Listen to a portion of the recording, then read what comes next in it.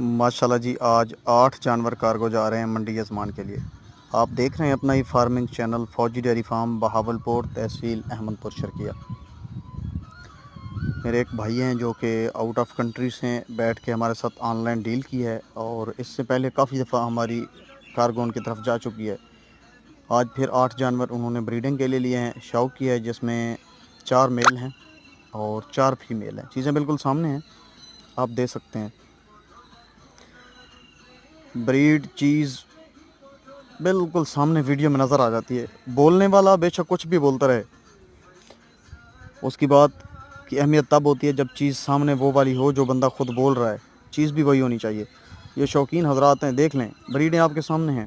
इस तरह के जानवरों को शौक़ करना चाहते हैं, जो ब्रीड पे काम करना चाहते हैं, हमारे साथ रब्ता कर सकते हैं। मोबाइल नंबर है हमारा 0301 48 40 914।